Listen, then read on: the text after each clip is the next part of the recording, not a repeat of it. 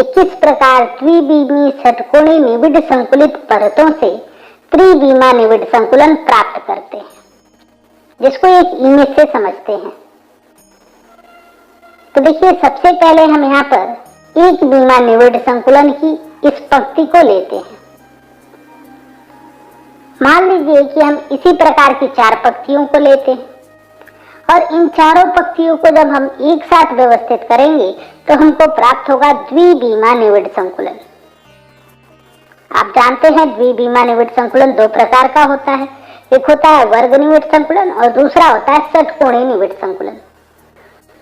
दोनों निविड संकुलन या आप कहें दोनों द्विविमा निविड संकुलन वाले वीडियो के लिंक आपको इस वीडियो के डिस्क्रिप्शन में दिए गए हैं, तो बेहतर तरीके से समझने के लिए आप उसको देख सकते हैं। आपको पता है दोस्तों कि जब हम एक विमा निविड संकुलन की पंक्तियों से द्विविमा षटकोणीय निविड संकुलन प्राप्त करते हैं तो यहाँ पर हम पंक्तियों को कुछ इस प्रकार से व्यवस्थित करते हैं।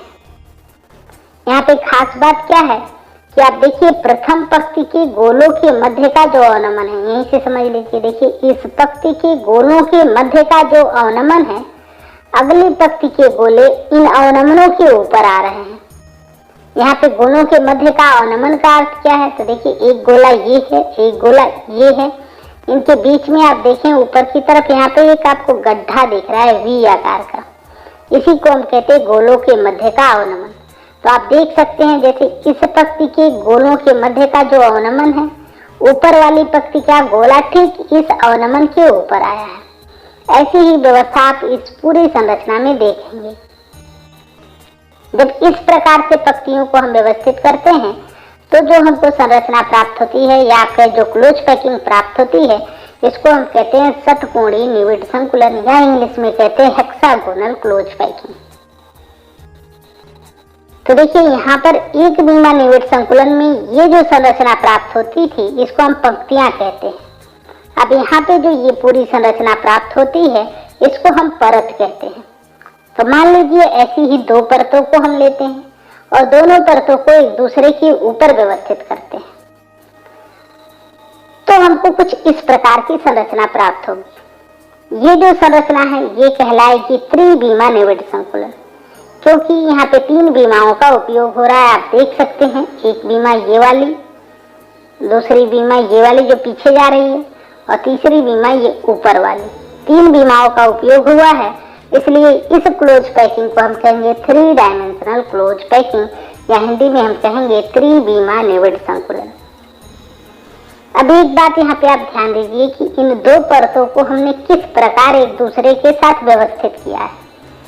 तो देखिए, यहाँ पे प्रथम परत को ऊपर जब हमने दूसरी परत को रखा है तो हमने ये ध्यान रखा है कि जो प्रथम परत के अवनमन है, गोलों के मध्य के जो अवनमन है, ठीक उनके ऊपर द्वितीय परत के गोले हैं। अब आप कहेंगे सर ऐसा क्यों किया गया है? तो क्योंकि एक विमा से 2 विमा निविड संकुलन प्राप्त करने के लिए भी हमने यही तरीका अपनाया, तो द्विविमा से त्रिविमा तक जाने के लिए भी हम यही पैटर्न अपनाएंगे। उम्मीद है कि ये बात आपको क्लियर हो गई होगी। तो चलिए अब हम इसको डिटेल में पढ़ते हैं। तो देखिए, यहाँ पर हम हेडिंग लगा देते हैं, द्विविमा षटकोणीय निविड संकुलित परतों से त्रिविमा निविड संकुलन। अब हम इससे संबंधित प्रत्येक छोटे छोटे बिंदुओं को बहुत ध्यान से पढ़ेंगे और उनको अच्छे से समझेंगे, ताकि जब ये टॉपिक कंप्लीट हो तो हमारे माइंड में किसी भी पॉइंट से संबंधित कोई कंफ्यूजन न रह जाए। तो चलिए, सबसे पहले तो हम ये बात करते हैं कि कैसे हमने द्विविमा षटकोणीय निविड संकुलित परत से त्रिविमा निविड संकुलन प्राप्त किया। तो अभी आपने देखा कि द्विविमा षटकोणीय निविड संकुलित परतों को एक दूसरे के ऊपर रखकर त्रिविमा निविड संकुलन प्राप्त किया जा सकता है। अब हम देखते हैं कि इन परतों को व्यवस्थित करने में हम क्या पैटर्न ध्यान रखेंगे। तो देखिए, यहाँ पे हेडिंग लगा दिया हमने, द्वितीय परत को प्रथम के ऊपर रखना। द्विविमा षटकोणीय निविड संकुलित प्रथम परत के ऊपर द्वितीय परत को इस प्रकार रखा जाता है कि द्वितीय परत के गोले प्रथम परत के गोलों के मध्य के अवनमनों पर या आप इसको कह सकते हैं त्रिकोणीय रिक्तियों पर आए। अब ये त्रिकोणीय रिक्तियां क्या हैं ये भी मैं आपको आगे समझाऊंगा। इसको आप फिगर से समझ सकते हैं, जैसा कि फिगर अभी आपने देखा कि देखिए ये जो ए लिखा है ये हो गई प्रथम परत, और द्वितीय परत की गोले को आप देख सकते हैं। यहाँ पे जो प्रथम परत की गोलों के मध्य के अवनमन है, ठीक इसके ऊपर दूसरी परत के गोले आ रहे हैं। तो उम्मीद है कि ये बात आपको क्लियर हो गई होगी, ये पॉइंट क्लियर हो गया। अब यहाँ पे हम बात करते हैं यहाँ पे थोड़ी सी कि त्रिकोणीय रिक्तियां क्या है। तो आप देखिए ये जो संरचना है ये है द्विविमा षटकोणीय निविड़ संकुलन की। आप देखिए यहाँ पर जो गोलों के मध्य का अवनमन है या गड्ढा है वो वास्तव में आपको त्रिभुज के जैसा दिखेगा। देखिए यहाँ पर ये त्रिभुज के जैसा आप देख सकते हैं। यहाँ पे आप गोलों के कहीं भी या किसी भी स्थान पर आप गोलों के मध्य का जो स्थान है उस पर ध्यान देंगे तो आप देखेंगे वो त्रिकोणाकार या त्रिभुज के आकार का दिखाई दे रहा है। इसीलिए इनको हम कहते हैं त्रिकोणीय रिक्तियां। तो प्रथम परत के ऊपर जब हमने द्वितीय परत को रखा तो आप कह सकते हैं गोलों के मध्य के अवनमनों में रखा, या आप कह सकते हैं त्रिकोणीय रिक्तियों के ऊपर रखा। उम्मीद है कि ये बात आपको अच्छे से क्लियर हो गई होगी। जिसके बारे में कोई कंफ्यूजन होगा तो इस पॉइंट में क्लियर हो जाएगा। द्विविमा षटकोणीय निविड़ संकुलित परत में त्रिकोणीय रिक्तियां दो प्रकार की होती हैं।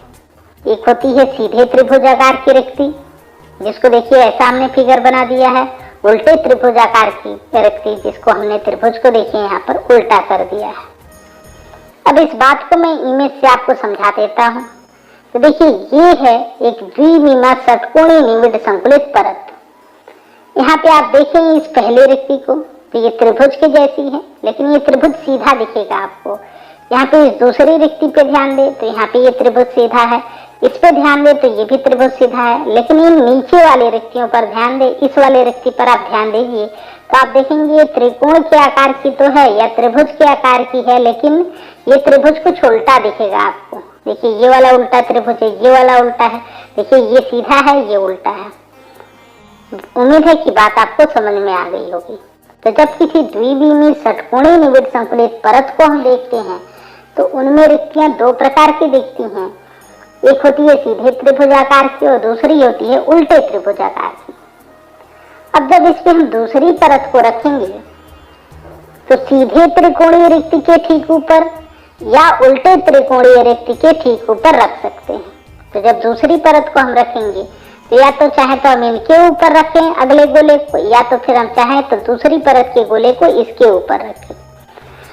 कहने का अर्थ है दोनों रिक्तियों में से किसी पर आप रखेंगे आपको एक ही प्रकार का निविड़ संकुलन प्राप्त होगा। अभी आगे मैं आपको समझाऊंगा तो आपको ये पॉइंट क्लियर हो जाएगा कि क्यों एक ही प्रकार का निविड़ संकुलन प्राप्त होगा। तो देखिए यहाँ पर हमने एक गोले को यानी दूसरी परत की एक गोले को यहाँ पे रखा है सीधे त्रिभुज वाले रिक्ति पर।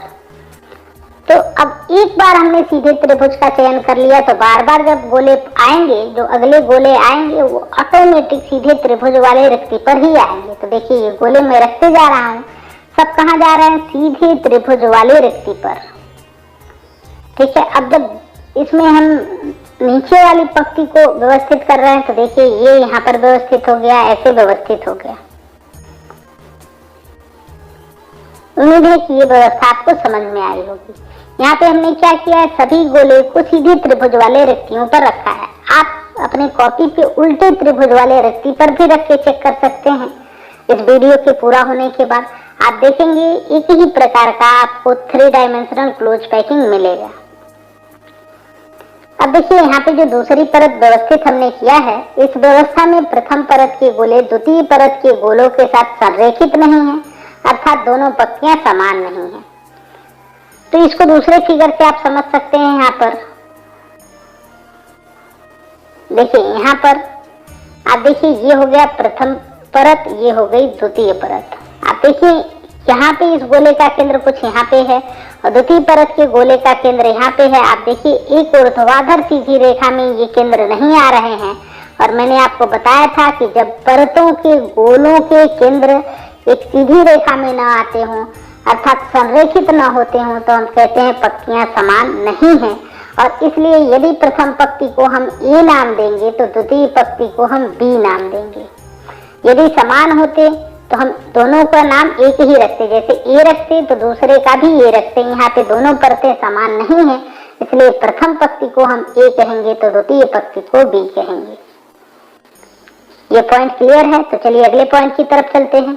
तो देखिए यहाँ पर जब हमने द्विविमा षटकोणीय निविड संकुलित प्रथम परत के ऊपर जब द्वितीय परत के इन गोलों को व्यवस्थित किया है तो हमने कहाँ व्यवस्थित किया है? सीधे त्रिभुज के ऊपर। देखिए जो सीधे त्रिभुज वाले रिक्तियां हैं उनके ऊपर हमने इन गोलों को व्यवस्थित किया है। इस दूसरी परत को रखने के बाद यहाँ पे जो रिक्तियां हैं वो दो प्रकार की हो जाती हैं। एक हो जाती है चतुष्फल की रिक्ति और दूसरी हो जाती है अष्टफल की रिक्ति। अब चतुष्फल की रिक्ति को समझते हैं। तो देखिए यहाँ पर जब हमने यहाँ पे ये जो सीधे त्रिभुजाकार की रिक्ति है, जब इसके ऊपर ठीक ऊपर इस गोले को रखा है तो यहाँ पे ये रिक्ति 4 गोलों से बन रही है, जिसमें 3 गोले नीचे हैं और 1 गोला ऊपर है। इसको एक दूसरे फिगर से समझिए। हम बात कर रहे हैं इस संरचना की। देखिए यहाँ की जो ये संरचना थी, ये 3 नीचे वाले हरे वाले गोले और 1 ऊपर वाला जो हमने बाद में रखा था ये नीला वाला गोला, इसको हमने यहाँ पे अलग बनाया है। आप देखेंगे कि इनके मध्य में एक ऐसे होल होगा जो यहाँ पे आप समझ सकते हैं। जैसे ये पहले ये अवनमन था, जब इस गोले को आप रखेंगे तो ये जो गड्ढा है ये ऊपर से ढकेगा लेकिन अंदर खाली स्थान बचा रहेगा। ठीक है, इस होल को हम कहते हैं टेट्राहेड्रल होल। तो ये ध्यान रखिए कि जो चतुष्फल की होल होता है या चतुष्फल की रिक्तियां होती हैं वो 4 गोलों से बनती हैं, जिनमें 3 गोले नीचे और 1 गोला ऊपर वाली परत का हो सकता है, या फिर उल्टा हो सकता है 1 गोला नीचे वाली परत में हो और 3 गोले ऊपर वाली परत में हो, तब भी बनेगा चतुष्फल की रिक्ति। अब इसका नाम चतुष्फल की रिक्ति क्यों रखा गया है? क्योंकि जिन 4 गोलों से या जिन 4 आप कहें परमाणुओं से ये बन रहा है, यदि उन चारों के केंद्रों को हम जोड़ें तो कुछ चतुष्फल की ज्यामिति तैयार होती है। इसलिए इस प्रकार की रिक्ति को हम कहते हैं चतुष्फल की रिक्ति। उम्मीद है ये पॉइंट आपको क्लियर हो गया। अब हम देखते हैं अष्टफल की रिक्ति को। तो देखिए अष्टफल की रिक्ति यहाँ पे कहाँ बन रही है, मैंने यहाँ पे नाम आपको लिख के दिखाया है। देखिए जब इन गोलों को हमने यहाँ पे व्यवस्थित किया है तो इसके कुछ रिक्तियां तो गोले के ठीक नीचे आ गई हैं और कुछ रिक्तियां यहाँ पे गोलों के साइड में चली गई हैं। तो देखिए यहाँ पर ये 3 गोलों के बीच में जो आ गया है, तो नीचे ये कैसे बना था? इन 3 गोलों से जो हरे रंग के हैं नीचे आप ध्यान दे सकते हैं, और ऊपर भी यहाँ पे ऊपर भी 3 गोले यहाँ पर रिक्ति पे आ रहे हैं। ऐसी रिक्तियां जो 6 गोलों से बन रही हैं। इस फिगर से आप और क्लियर कर सकते हैं। देखिए ये नीचे वाली परत के 3 गोले थे, इनके बीच में ये अवनमन था, और जब ऊपर वाली परत के 3 गोले को हमने रखा तो वो कुछ इस प्रकार से आ गए कि ये रिक्तियां आप 6 गोलों से घिर गई। ऐसे रिक्तियों को हम कहते हैं ऑक्टाहेड्रल होल, या हिंदी में कहते हैं अष्टफल की रिक्तियां। अब ऐसा क्यों है? क्योंकि जब इन 6 गोलों जिनसे ये रिक्तियां बन रही हैं, इन 6 गोलों के केंद्रों को हम मिलाते हैं तो एक अष्टफल की ज्यामिति तैयार होती है। इसलिए इन रिक्तियों को हम कहेंगे अष्टफल की रिक्तियां। एक बार अब से आपको समझाते हैं। देखिए जो ये द्विविमा षटकोणीय निविड संकुलन था, इसके ऊपर जब हमने दूसरी परत को रखा तो हमने क्या चुना? या तो हम सीधे त्रिकोणाकार की रिक्ति पे गोलों को रखेंगे या तो उल्टे त्रिकोणाकार वाली रिक्ति पर रखेंगे। जिन रिक्तियों पे सीधे आप गोले को रखेंगे वे रिक्तियां कहलाएंगी चतुष्फल की रिक्तियां। क्यों कहलाएंगी? क्योंकि वे 4 गोलों से बनेंगी और चारों गोलों के केंद्र को जब हम जोड़ेंगे तो एक चतुष्फल की संरचना बनती है, यह चतुष्फल की ज्यामिति प्राप्त होती है। दूसरी बात कि जब हमने यहाँ पे सीधे त्रिभुज वाले रिक्तियों के ठीक ऊपर दूसरी परत के गोले को रखा तो जो उल्टे त्रिभुज वाली रिक्ति थी वो देखिए यहाँ पे किनारे की तरफ रह गई। इसके ठीक ऊपर कोई गोला नहीं आया या कोई कह सकते हैं परमाणु इसके ठीक ऊपर नहीं आया। इसलिए ये जो रिक्ति है अब 6 गोलों से घिरी हुई है। नीचे वाली परत के 3 गोले जो हरे रंग से दिखाए गए हैं, और ऊपर वाली परत की ये 3 गोले जो आपको ब्लू कलर से दिखाए गए हैं, इनके बीच में ये रिक्ति घिरी है।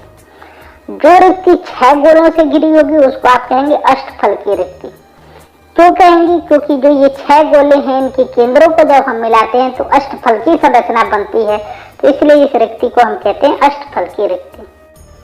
जो कि इस फिगर में मैंने आपको क्लियर करने की कोशिश की है कि देखिए ये रिक्ति थी और इसके ऊपर जब 3 गोले मिले तो कुछ ऐसी संरचना बनी, और इन 6 गोलों के केंद्र को जोड़ने पे ये संरचना बनती है जो कि अष्टफल की ज्यामिति है, इसलिए इस रिक्ति को अष्टफल की रिक्ति कहते हैं। तो उम्मीद है कि आपको समझ में आ गया होगा कि प्रथम परत के ऊपर द्वितीय परत हम किस प्रकार रखते हैं, और इस द्वितीय परत को रखने के बाद 2 प्रकार की रिक्तियां प्राप्त हो जाती हैं, एक चतुष्फल की रिक्ति और एक अष्टफल की रिक्ति। अब इसके ऊपर हम सीखेंगे कि तीसरी परत को कैसे रखें। तो तीसरी परत को रखने के लिए 2 ऑप्शन हो गए आपके पास। आप चाहें तो चतुष्फल की रिक्ति पर तीसरी परत को रखें या फिर अष्टफल की रिक्ति पर रखें। तो देखिए यहाँ पे लिखा गया है तृतीय परत को चतुष्फल की रिक्तियों या अष्टफल की रिक्तियों पर रखा जा सकता है। तो अगली वीडियो में हम दोनों रिक्तियों पर तृतीय परत को रख के देखेंगे। आप कहेंगे सर पहले भी तो हमारे पास 2 ऑप्शन था कि यहाँ पर दूसरी परत को हम सीधे त्रिकोण पे रखें या उल्टे त्रिकोण की रिक्ति पर रखें। तो दोस्तों उससे कोई अलग ज्यामिति नहीं मिलती, कोई अलग पैकिंग नहीं मिलता आपको। तो इसलिए आप चाहे सीधे पे रखें चाहे उल्टे पे रखें, बात वही मिलेगी आपको, संरचना इसी प्रकार की मिलेगी। जैसे उल्टे त्रिभुज पे रखेंगे, उल्टे त्रिभुज वाली रिक्ति पर रखेंगे तो उल्टा त्रिभुज वाला जो रिक्ति है ये चतुष्फल की रिक्ति में परिवर्तित हो जाएगा, और सीधे त्रिभुज वाली जो रिक्ति है वो अष्टफल की रिक्ति में परिवर्तित हो जाएगी। इसके अलावा और कोई अंतर देखने को नहीं मिलेगा। लेकिन यहाँ पर जब तीसरी परत को हम चतुष्फल की रिक्ति पर रखेंगे तो एक दूसरे प्रकार का निविड़ संकुलन प्राप्त होता है, और जब अष्टफल की रिक्ति पर रखते हैं तो कुछ अलग प्रकार का निविड़ संकुलन प्राप्त होता है। इसलिए हम दोनों पे बारी बारी रख के अगली वीडियो में समझेंगे। तो आज की वीडियो में बस इतना ही। उम्मीद है कि आज की वीडियो आपको पसंद आएगी। वीडियो यदि आपको पसंद आती है, वीडियो से आपको लाभ होता है तो वीडियो को लाइक करें, मेरे चैनल को सब्सक्राइब कर लें, साथ में बेल आइकन प्रेस करें। वीडियो से संबंधित अपने विचार को कमेंट बॉक्स में लिखें। आज की वीडियो देखने के लिए, मेरे चैनल से जुड़ने के लिए आपका धन्यवाद। मिलते हैं आपसे ठोस अवस्था चैप्टर की अगली वीडियो में। तब तक के लिए धन्यवाद।